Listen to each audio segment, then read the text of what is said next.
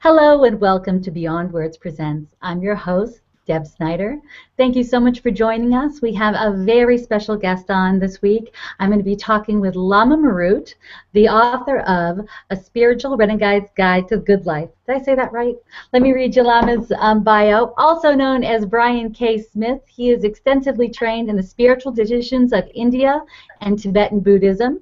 He holds a PhD in comparative religion and taught for over 2 decades in the academic world, first at Columbia University and later at the University of California, where he retired as Professor Emeritus in 2004.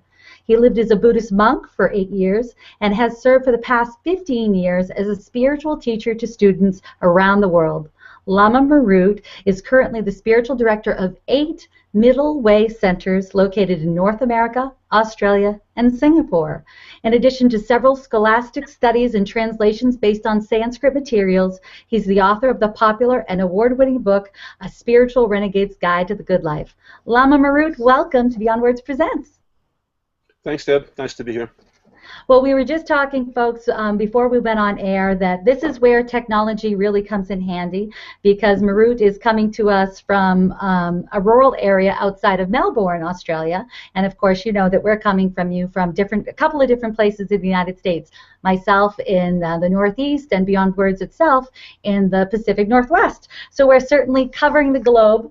Now, Marut, we're going to talk about a couple of your different books, one of which is The Spiritual Renegade's Guide to the Good Life, that is well-loved, awarded.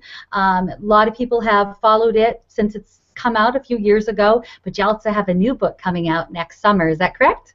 That's right, yeah. Oh, super. Well, we'll certainly talk about that a little bit later in the hour. But I want to get started with some of the topics that we talk about in your first book.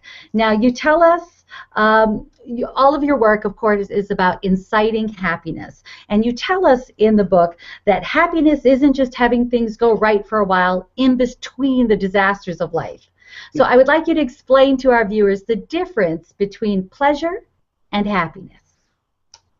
Yeah, well, thanks. That's a good question, because I think a lot of us are confused about it. We're encouraged, of course, by our consumerist culture to maximize our pleasure all the time, and we sometimes mistake that for real happiness. They're quite different. Pleasure is a matter of the 5 physical senses. You know, something titillates your visual consciousness, your visual sense, or something smells good or tastes good, feels good. But happiness is mental.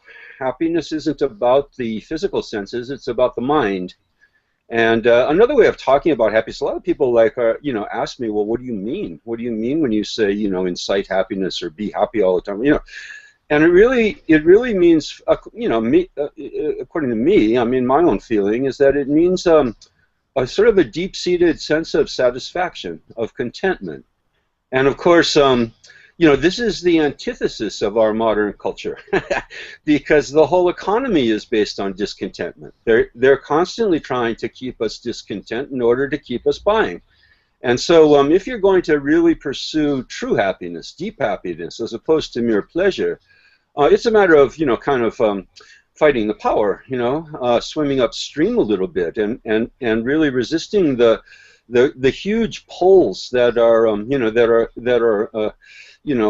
part of our consumerist culture, and so that's sort of part of the whole spiritual renegade thing. Is that in the modern era, in the era that we live in, you really do have to be a spiritual renegade if you're going to really go for it when it comes to true happiness. I like the idea of being a renegade kind of in any sense of the word, because it's always been sort of natural to me to sort of, challenge ideas. So I enjoy that, and I love that on the book. I don't know if anyone has seen Marut's book, but it has a motorcycle on it, and because that's certainly one of his other passions is just living life to the fullest. Now, Marut, I think at its core, most people do want to be happy. Can you explain to us what you believe are the barriers that people put up? What's keeping us from being happy? Well, it's very it's sort of sad, because although we do want to be happy, and that I think is one of our innermost drives, actually. you know, everything that we do from the time we wake up to the time we go to sleep at night, all day long, is sort of, you know, reducible to I just want to be happy and avoid pain. And we're all alike in that way, and we're not that different from any living being in that way. Every being, you know, ranging from ants to human beings, just wants to, you know, to be happy and avoid pain. So although it's one of our, you know, deepest instincts, you could even say, we simultaneously subvert it, you know, and kind of constantly. You know, I envision it like those cartoon characters, those cartoons where you see like an angel on one shoulder and a devil on the other shoulder, and you know, the angel is saying, you know, yeah, you know, be happy. This is the point of life, is to enjoy it and to be content and to be happy. And then the devil is like saying, you know, yeah, but, you know, it's a sort of a yeah, but what about me? What about my needs? What about my ego? What about, you know, and what about what that guy said to me? You know, can I just let that go, or, you know, I should retaliate? You know, so this is what they call in the Indian traditions kleshas. Kleshas, you know, kind of translate as either mental afflictions or negative emotions.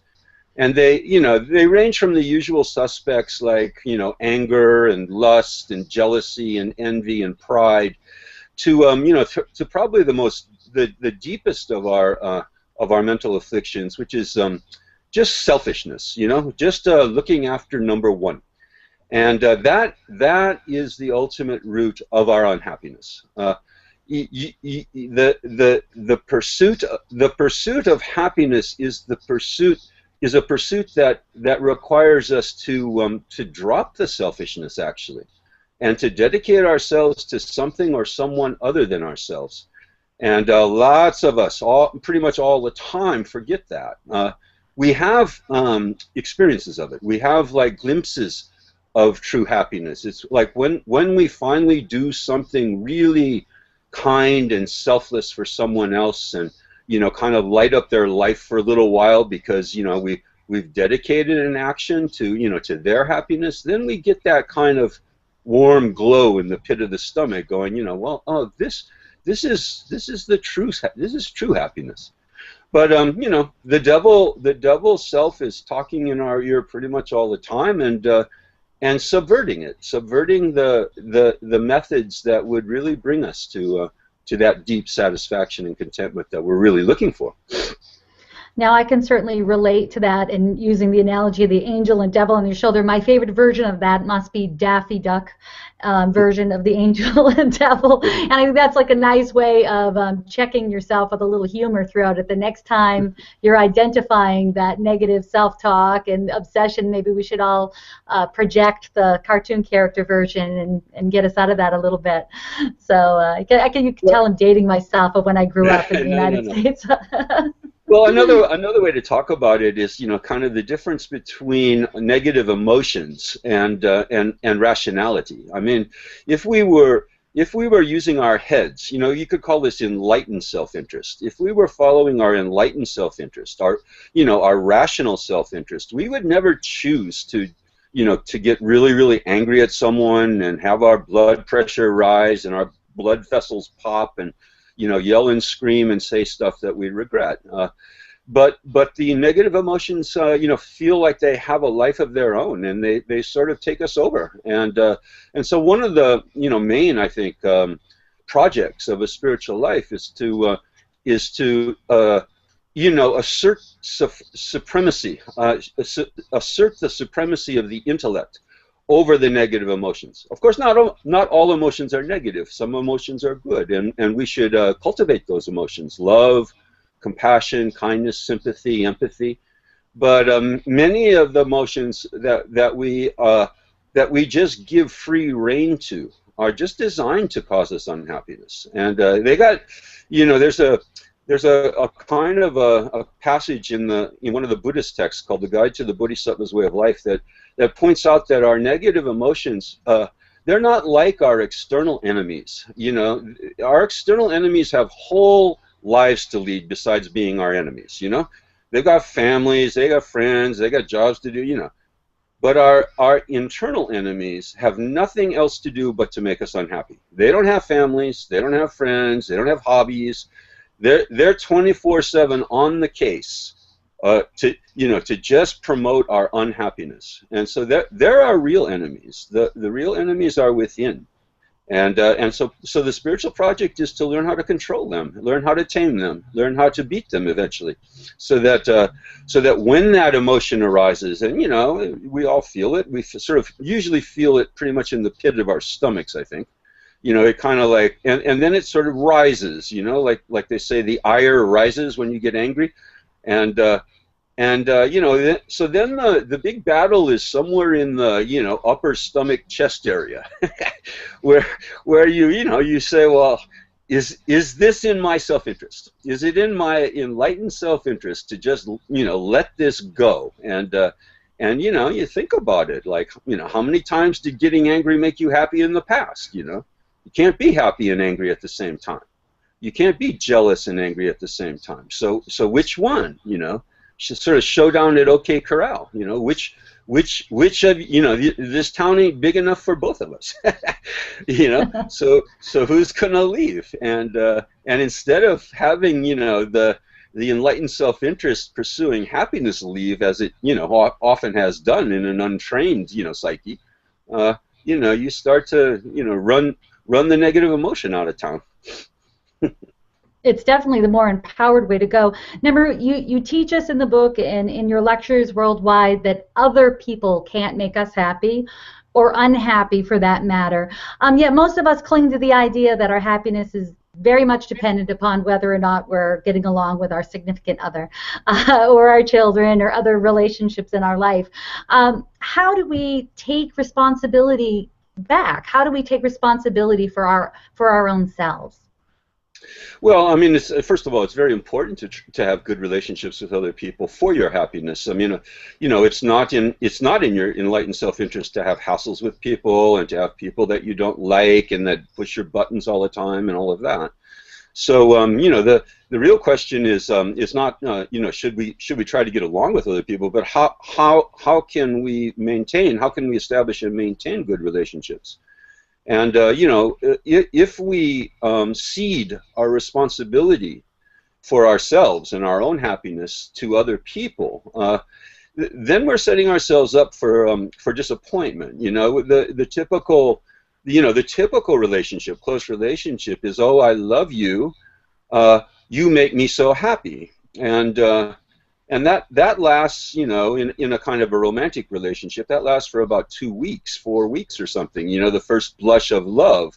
Oh, everything you say is like poetry, and we're soulmates, and she just makes me so happy. But if that relationship, if that feeling is going to be sustained, it can't be put on the other person. The responsibility for happiness is our own. And the method for achieving happiness is not, in terms of relationships, is not what are you going to do for me, and are you going to make me happy? Are you making me unhappy? Either one. The responsibility is ourselves. No one can make you either happy or unhappy. You make yourself happy or unhappy, and that responsibility, that power, has never been anybody else's but our own. So we might think that it's somebody else's job or somebody else's responsibility to do it, but it never has been. If you say it's your job to make me happy, you're setting people up to fall. You're setting people up to fail because they don't have that power. And so that's the sort of serial relationship. Oh, she used to make me happy, but now she makes me so unhappy. If you think that people can make you happy, then you also can think that people can make you unhappy, and no one can really do that. In terms of the latter, in terms of the feeling like people are making you unhappy, they can't press buttons that you don't have. If you don't have a button, then nobody can press it. You see, but if you have the buttons, then people will press it inadvertently or advertently. So so the goal in terms of of good relationships with other people is to minimize and eventually eradicate the buttons that have been pushed, and say, well, you can say this, you can do that, but I'm not responding. I'm not going to play my role in this sort of negative scenario. So that's empowering yourself, and that power has always been there, and always will be there. I The I power think power over our own happiness. I think, folks, sometimes it's easier to project the unhappiness from a partner because we don't want the responsibility ourselves to actually do the work, to figure out what it is we need to be done.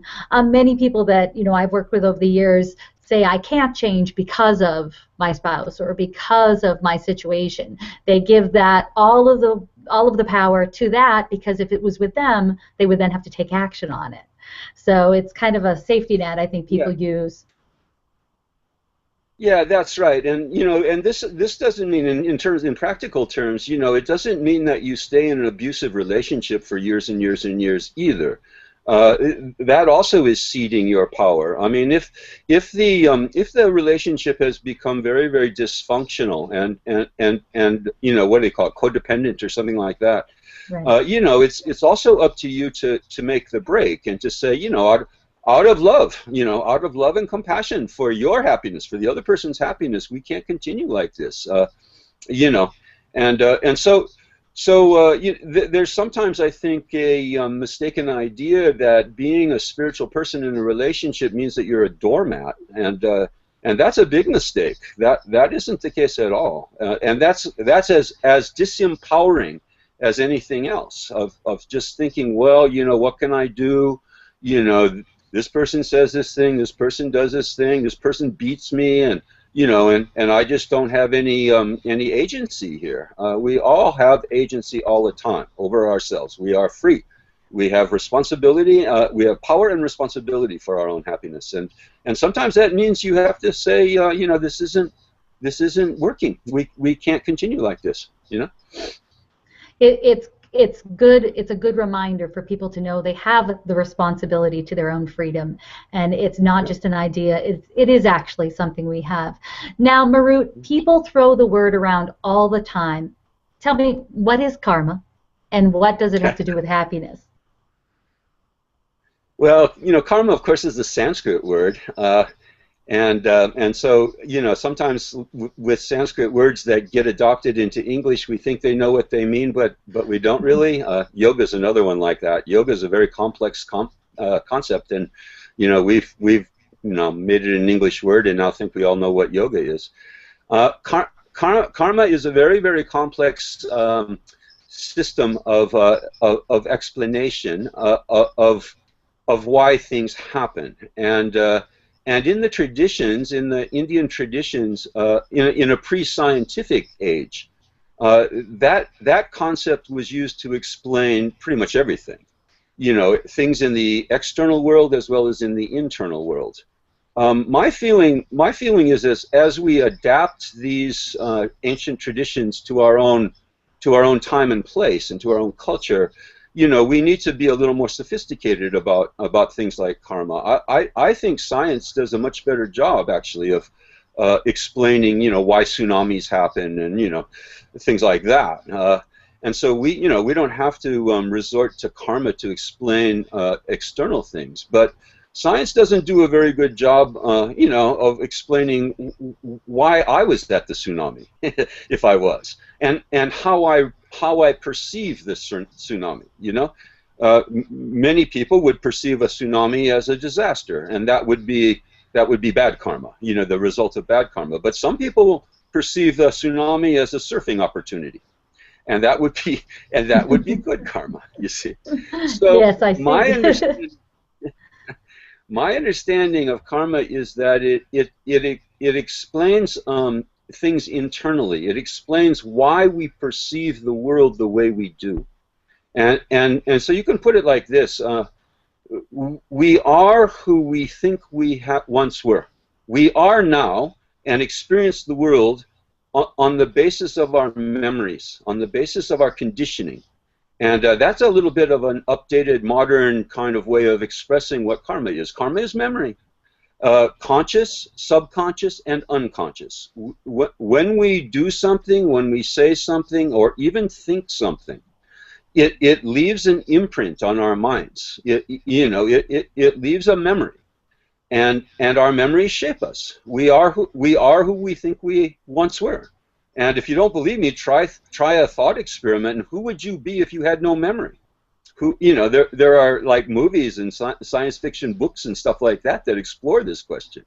And the answer to that question is you'd be nothing. You'd be nobody. You'd be like, you would be without personality. You would be without a sense of individuality. So our lives are shaped by our memories, and our memories are implanted by karma. That's what karma is our memories. And so the good news, Deb, is that we can change our karma. Because it's all just internal, because it's not like a law of nature or something like that, or the function of some karma god sitting on Alpha Centauri somewhere. Because it's just internal, we can change it. We can change our past karma, and we can change our future karma, and that's pretty cool. How do you change your past karma? Well, as I wrote in my book in 2 chapters, you can change the past. We can change our understanding of the past through exercising virtues like forgiveness and acceptance and gratitude. And when we think about our past, through the lens of those virtues, then we think of it very differently than through the lens of resentment and anger and bitterness. So when we think about the past, positively instead of negatively, we have changed our karma. We have changed our past karma, and we feel better in the present as a result.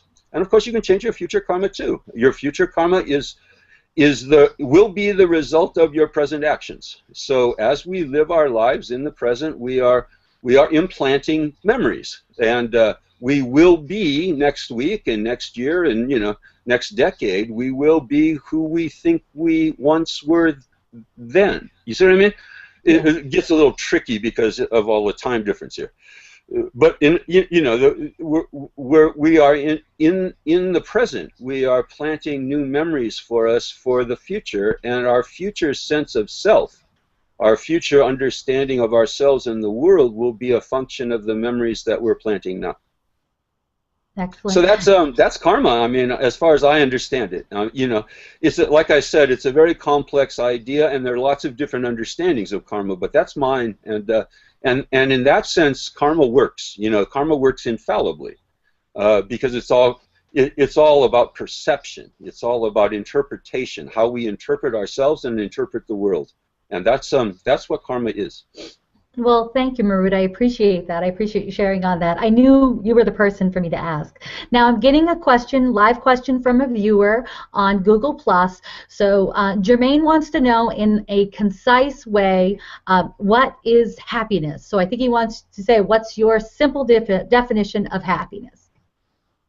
Well, like I said before, I mean, happiness, as far as I can tell, if it isn't completely summarized by the word contentment, contentment at least has to be its kind of beginning. It's the entryway, the gateway. It's the gateway to any future sense of happiness, joy, ecstasy, whatever you want to call, like the higher forms of it or the more intense forms of it. But everything begins with contentment. And what contentment means, as far as, again, according to, my own best understanding, contentment doesn't mean that everything always is going to go right for you. Contentment does not mean that nothing unwanted or unexpected will ever happen. That's unrealistic. Life is unpredictable. We can't just imagine that we'll ever get to the point where we can micromanage, events, where we can, and let alone other people, and so that, that's a big mistake. It's a big mistake to think I will be content when, I will be happy if, how do you become content? I mean, you just are. It's not a matter of getting something that you don't have now. See, that's what keeps us discontent. I think there are 2 forms of discontentment. I want something I don't have, and I don't want something I do have.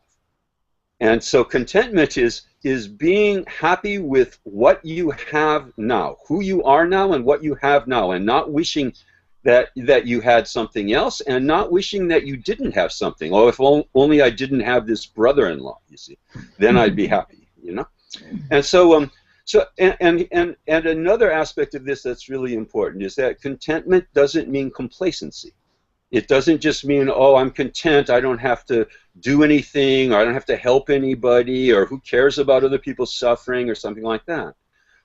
Another extremely important aspect of contentment is being content with the cards that you're dealt, being content with, you know, what situation you are in life at any moment, and learning how to play the cards well.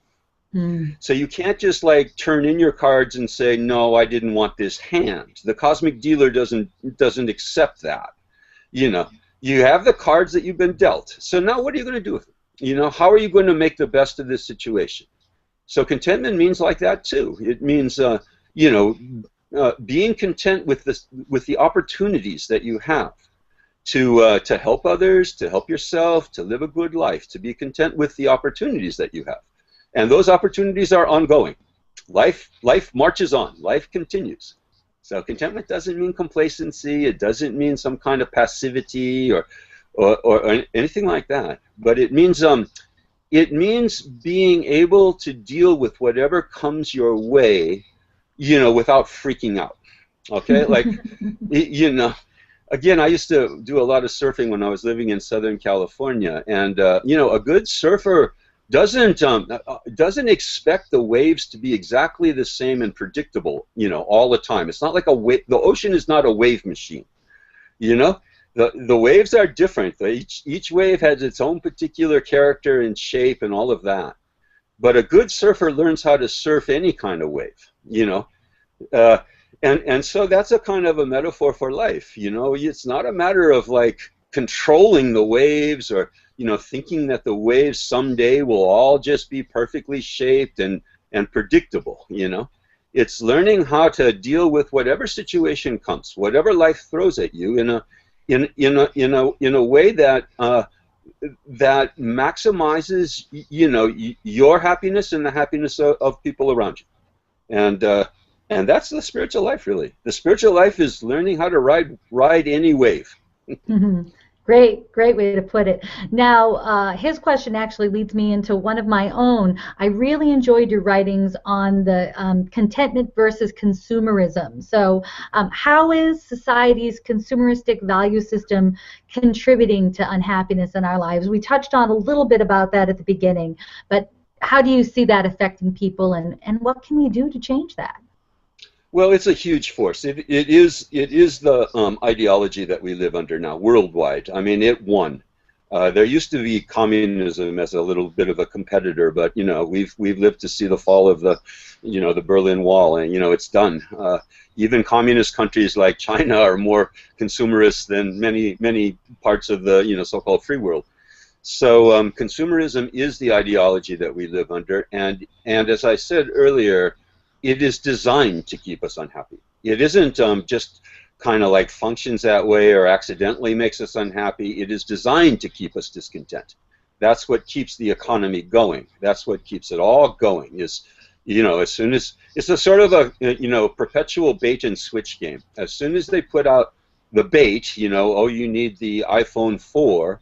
You know, then you know, as soon as you go for the bait, then they say, oh no, not the iPhone 4. We have the iPhone 5, and, you know, Siri, and, you know, they talk to you now, and, you know, and constantly. And there'll never be a time when they roll out the last consumer product. You know, when they say, okay, you know, we've fooled you in the past, but this one, finally this one, if you buy this one, we'll never ask you to buy another one again. This one will make you completely happy forever. Not like that. It's and so we've lived under this kind of ideology for now, you know, most of us for about 60 years, most cultures, you know, since World War II, since the end of World War II, 60, 70 years now, and it hasn't worked. You know, we've got everything. We got all the stuff that they promised us and way more. in the beginning, I'm old enough to remember, like, when my dad brought in the first black and white TV into our house. I was about 4 years old, and they said, well, and you'll have self-cleaning refrigerators and ovens, and, I'll have cars, and, you'll get this, you'll get that, and we got it all. And then, and so now it's just a matter of, like, it's not for most of us, okay? This isn't the case for billions of people on Earth. But for most of us in the developed world, it's just now luxury goods that they, things that we don't really need, but that, that a desire is created in us. Nowadays you don't even have to do much. If you look at the way, Mac advertises its products, iPads and iPhones and stuff like that on billboards, they just put up the gadget. There's no words. There's no, like, pitch. It's just, ooh, look at that. Ooh, look at that cool tech thing, And so we constantly are craving. We constantly are desiring for more. And that's the very definition of discontentment. Always wanting something more than you have. And so there's nothing inherently wrong with, iPads and iPhones and all the iGadgets. I mean, I use them. They're wonderful. They're potentially, they're really miracles in our lives. It's just miraculous, the kinds of things that we can do. The problem is the internal craving and desire that they keep creating in us. The advertisers keep creating in us. So again, if you're going to fight the power, it's an internal war. It's not a matter of, oh, I'll just not buy anything anymore. First of all, that's pretty unrealistic. You can't kind of live without buying in our culture. None of us are, like, off the grid enough to be able to do that. Hardly anyone. So it's not a matter of, like, just, like, opting out of the whole economy somehow, but it's a matter of getting a hold on it internally, getting your mind wrapped around around a different kind of principle, around a different kind of pivot than just one of constant dissatisfaction, constant wanting and craving. And that's the spirit. Then that's the spiritual life. The spiritual life, I'll put it like this, Deb. The spiritual life is the only alternative nowadays to consumer capitalism. It's the only one. And so, you got two choices. You can buy in, jump with both feet into the consumer capitalist swimming pool and see how that works out. You think it's going to be any different, in 5 years than it has been in the last 60. Well, good luck to you. Or you can try something different. You can try the time-tested, age-old kinds of theories about happiness that the authentic spiritual traditions have always taught, and none of them have taught that the way to true happiness is through, selfishness and continued desire and, and consumption, personal, selfish consumption. None of them have ever taught that. Well, I know you can certainly speak with people that have celebrities and, world leaders, people who've gotten so much power, fame, money, and they reach a point in their life where they realize this isn't enough. This isn't it. I don't, it's good to see that, and I'm glad when they're vocal about that, when they realize, no, money doesn't equal happiness. Now, Marut, Somebody once said, I think it was David Geffen, the great Hollywood producer, I think he is. He once said that people who think money will make you happy don't have money. Yeah, and I know most people that grow up from humble beginnings would say, well, I'd at least like to try it, try it for myself. So we can relate to that. We can certainly understand that. Oh, we can all relate to it. Like, I think, although we at some level in all of our heads know that money doesn't buy happiness, it's an adage, it's a popular wisdom. We all at some level know that, but then we all think, well, yeah, but just a little bit more, and money is really wasted on those rich people who are unhappy. If I had the money, I'd be happy. That's right. Now, Marut, I have another question over Google+. Whitney wants to know, what is one thing you wish all people knew to make a difference in their lives? Well, I guess one way to summarize it, essentialize it like that, is the secret of happiness, the secret of personal happiness, the secret of your own happiness is to stop worrying about your own happiness all the time and think about the happiness of someone else. Someone else. And that I think is as close as you can get to an essentialized nugget for how to live a good life, how to live a happy life. Stop worrying about yourself all the time. You'll be fine if you start dedicating your attention to the happiness of the people around you and what you can do for them. And in a way, it works like instantaneously. If you're not, because if you're unhappy, if you're fearful, if you're anxious and stuff like that, it's because you're thinking about, well, how am I doing? How am I? Am I okay? Will I be okay? Am I okay? And as soon as you stop thinking about yourself and start thinking about, well, is someone else okay? Are they okay? What can I do for them? You immediately feel better because you're not thinking about yourself and how you feel. It works instantaneously. And of course, then it works in the long run too, like we were talking about karma. You start to think of yourself as a different kind of a person.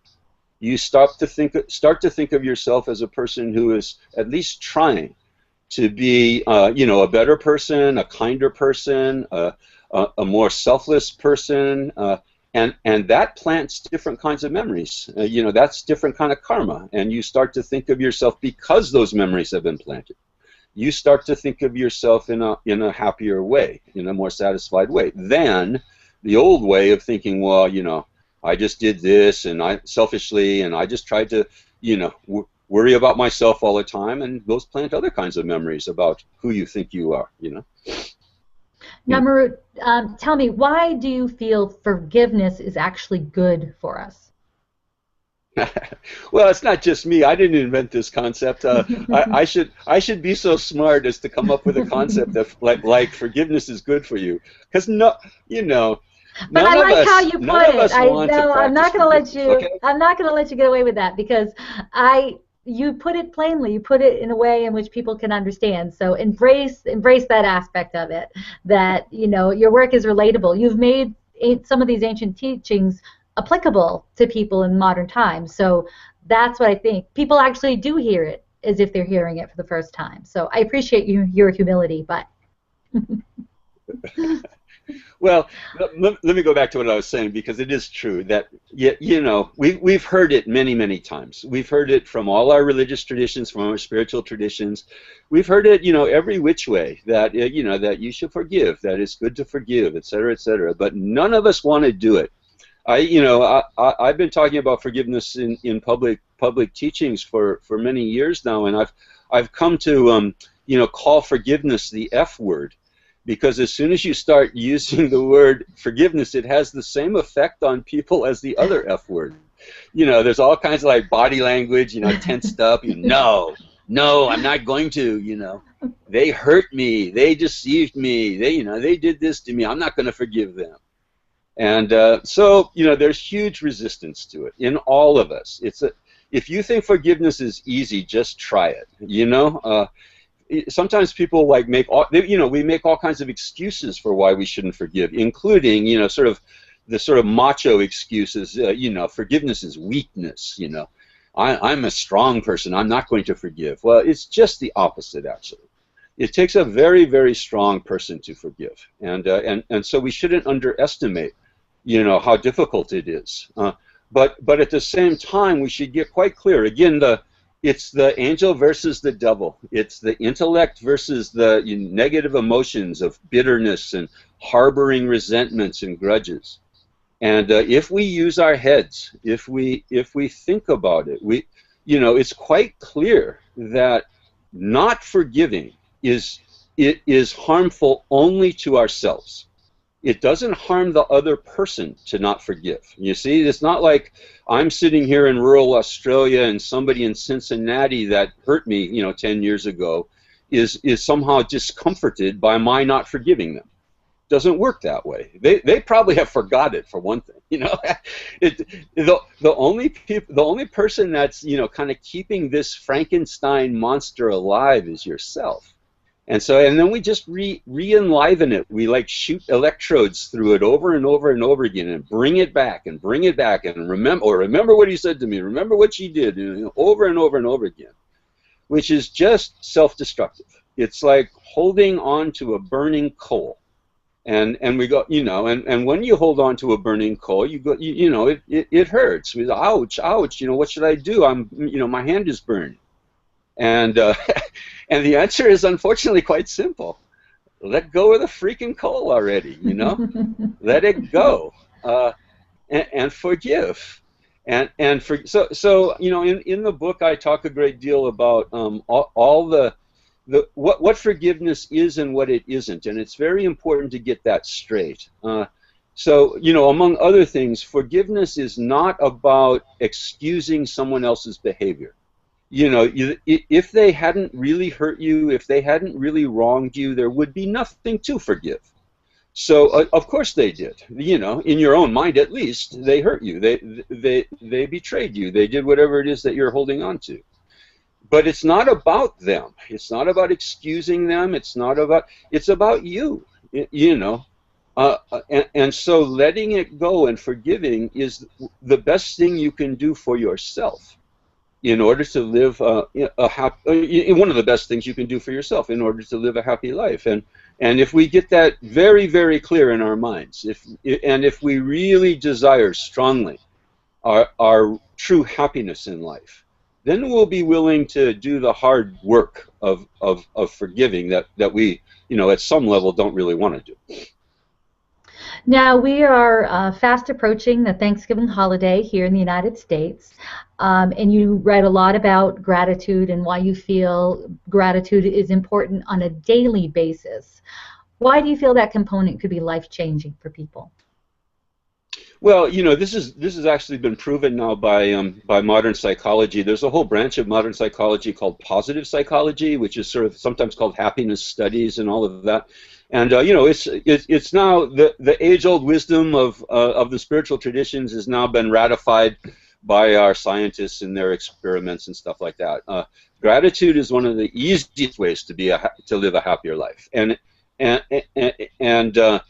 it's what's the adage? It's not happiness that makes you grateful. It's gratitude that makes you happy. And so practicing gratitude, on a daily basis, for all the little things that people are doing for you all the time, your family, your friends, society and culture, we owe our whole lives to other people. We couldn't survive for a second without the help of other beings. So it's not difficult to be grateful. It's just a matter of paying attention. And if you don't think that you have anything to be grateful for, you just aren't paying attention. You're not looking. You're not opening your eyes to your life. So there's things that we can be grateful for, all kinds of things that we can be grateful for all the time. And the more gratitude we practice, the more we see that there is to be grateful for. And so it kind of has a snowball effect. And as I said before, when you can't feel gratitude and be unhappy at the same time. So again, it's one of those showdown at OK Corral situations. And gratitude is, like I said, one of the easiest ways to run the unhappiness out of town.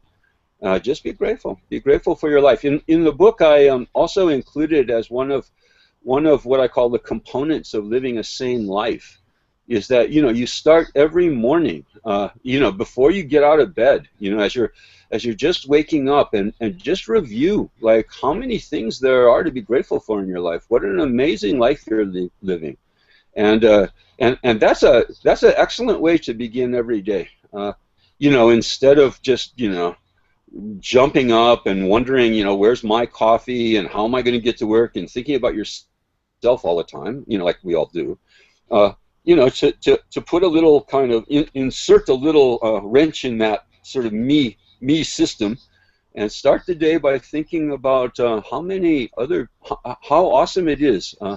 The life that we're leading, what other people have done for us, the education that we've received, the wealth that we enjoy, the security that we enjoy. There's just endless things to be appreciative of, and it's really, really a powerful practice, actually, very, very powerful. So Thanksgiving, you got a whole day to just revel in gratitude. It's a beautiful holiday, actually. It's kind of weird that Thanksgiving is followed by Black Friday, where after a whole day of Thanksgiving, you go and start indulging in greedy consumerism again. But Mhm. there it is. Well, I think there's getting to be a shift on that in our society. At least here in the United States, they sort of made a mistake this year of making the decision to actually open some of the stores on Thanksgiving. And that's the Oh, button that just pushed people a little too far. It's almost as if people are just realizing it for the first time. It's like, hey, now you're messing, with our Thanksgiving. So it's been, a backlash for some of these, for some of these stores. So it'll be interesting to see how all that plays out. You'll never catch me in a store on Black Friday. Anyway, now Marut, you're a man of many interests: motorcycles, surfing, comparative religion, world travel. You get to go all over the place.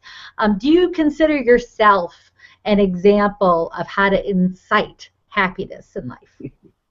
well, I'm doing my best. I don't, I wouldn't hold myself up as some It kind of looks pretty like, good from here. I'll say this. I mean, since I started practicing to the extent that I am able, which is not perfectly, but since I started practicing these kinds of principles, I've become much happier. I mean, just obviously, I think for one of the things that I encourage my students to remember, people who've been on the path for a while, is to remember what it was like before. And I've had very, very unhappy periods of my life. Much of my life was kind of riddled with periods of severe depression and just general malaise, just not being happy. And that really has changed. Of course, happiness isn't a destination; it's a process. And so, I think it's also important for all of us to remember that, it's a day-to-day, moment-to-moment kind of a process. It's ongoing. It doesn't, you don't kind of like reach happiness and then check out and retire and, go swing in a hammock on a beach somewhere. If you're living life, if you're living engaged in life, there are challenges. There will be continued challenges. And I think part of my understanding of what it means to try, at least, to live a happier life is to learn how to deal with the challenges, not to like just be content and revel in the periods in between disasters, as we say, but to learn how to deal with the disasters as well and to accept them, minor and major. There's minor disasters all day long. The computer didn't boot up, or this person aggravated me, or something like that, and to accept those too as part of life, and learn how to learn how to deal with them in a kind of a skillful way, instead of just kind of letting the immediate feelings and reactions and negative emotions rule your life. So I I do my best. It's a challenge. It's a challenge for everyone. But a little bit goes a long way. I'd like to relay that. A little bit of of gratitude, of forgiveness, of patience, of working with your mental afflictions. A little bit goes a long way, and a little bit every day builds up to more and more steam. You get more and more steam. And then the snowball's really rolling. But you got to start. You can't just like expect it to happen. There's no happiness fairy that comes around and just bops you on the head with her magic wand and said, "Okay, now you'll be happy." It's our job. We have to. It's our work, actually. It's our job, and it's our real job. It's our real occupation in life to work at living a happy life. I like your authenticity with that, because it's not a matter of trying to convince ourselves that something that's actually quite crappy is good. It's No. accepting it is what it is and having a normal reaction to that based upon who we are, but then moving, we can move through it. And I think that's the little real piece of nugget of wisdom in there for people, that it's not a Yeah. matter of just trying to convince yourself it's good when it's something is no, it's tough. Yeah, that's right. And the mantra, the little special words of power that that I emphasize in the new book that's coming out in the spring called "Be Nobody," the mantra is it's like this now. It's like this now. And it always is like this now, actually. And our tendency is to go, sometimes it's like this now, and I wish it would last forever. But more often, it's like this now, and I wish it weren't like this now. Wishing it weren't like this now isn't going to make it anything other than like this now. It's always like this now. So what's my best strategy? Acceptance of life. It's like this now. So now what do I do? Now what should I do skillfully to maximize my own happiness and to help the people around me? Like the card game analogy again. This is the hand I've been dealt. It's like this now. So now how best to play the cards? Excellent. Now, Marut, I do want to talk about your new book that's coming out, but first, let's take a little break from the conversation and talk about the bundle offering that you have for our viewers today. Now, Lama Marut has put together some of his items and teachings together in a number of things. We have downloads for you, actual books, some different things. Marut, tell us what you have for our viewers. Well, we put together apparently a 13-disc summary of 3 sets of teachings I did over the course of a year in Singapore that cover what's called the Lam Rim in Tibetan Buddhism. Lam Rim means steps on the path, and it's a very interesting teaching on a sort of a comprehensive overview of what the whole spiritual path looks like from beginning to end. And so there's that, and then there's a little 2-hour teaching that I gave in Melbourne a while ago called Real Self-Improvement, which actually addresses some of the kinds of things that we've been talking about, Deb, and also in this interview, and also the kinds of things that are in the new book, Be Nobody, that will be coming out in the spring. And then we have PDFs that accompany those videos, and of course you get a free copy of the book as part of the package. So yeah, it's a kind of like a big Christmas gift for yourself, or for someone else maybe.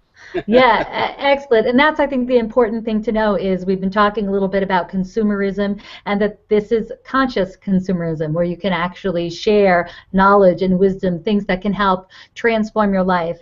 And again, all you need to do to access the detailed descriptions on Marut's bundle is to go to our website, www.beyondword.com/Marut, M-A-R-U-T, and this bundle offering is being offered just to you, viewers of Beyond Words Presents, for $99.95, and is normally a $340 value. So that is certainly Marut putting his money where his mouth is by being able to offer his viewers and his students great value for their money. So, now, Marut, we do definitely have time to talk about the new book. So tell me a little bit about it. You have we've talked about the title, Be Nobody. Tell us a little bit about it. Well, we're living in a time where really we are encouraged to orient ourselves around ourselves in sort of unprecedented ways. A long time ago in the 1970s, Tom Wolfe named that decade the Me Decade, and the Me Decade has turned into a whole I era.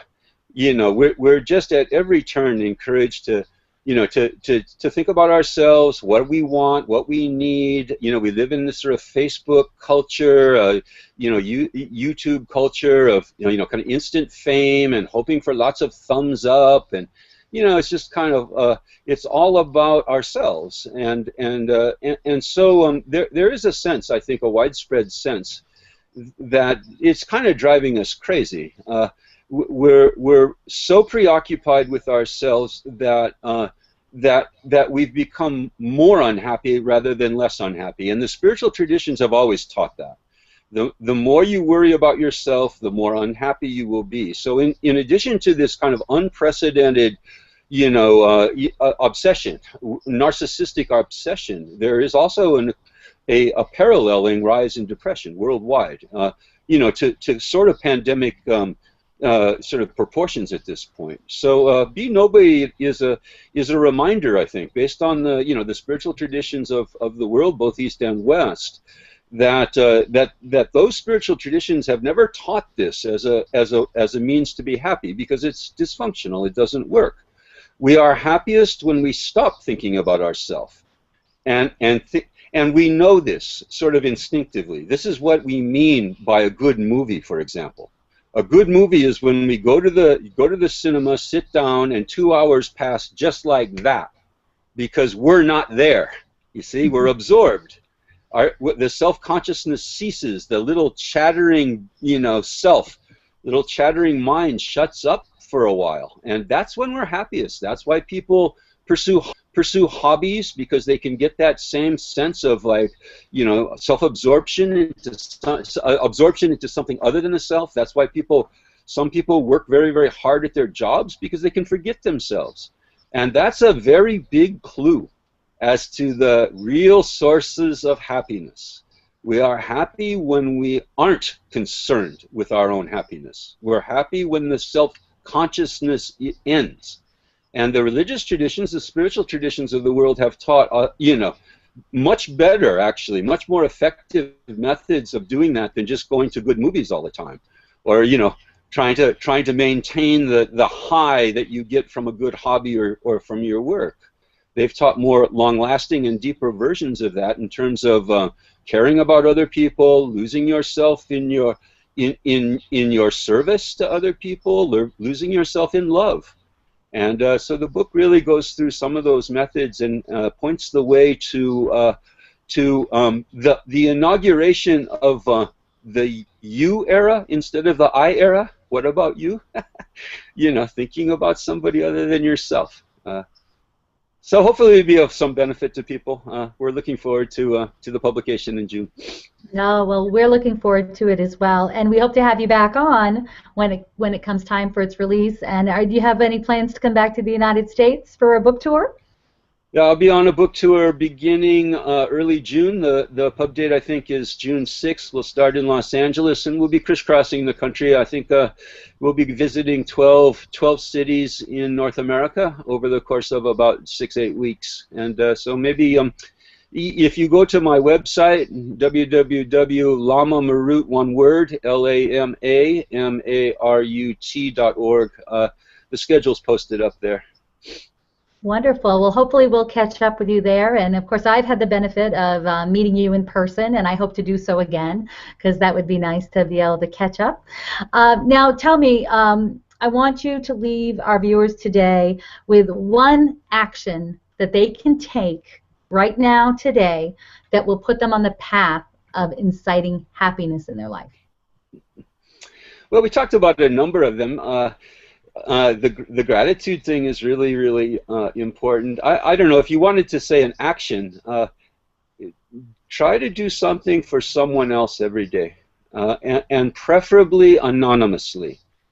Try to take the self-interest completely out of it. Sometimes when we do things for other people, we wait around to be thanked, or we expect something in return from them. But to do something completely anonymously, and it doesn't have to be a big thing. You don't have to be saving the world every day. But most of us live with other people. We live with our partners or our children or our families, and those of us, go to work and have friends. And so there's always an opportunity during the course of the day to just do something little, something small, but that would make somebody else's life a little bit better, and do that as a practice, as a conscious practice, and it makes a big difference. It improves your sense of self by seeing yourself do something for other people. You will feel better about yourself, and that's the road to happiness.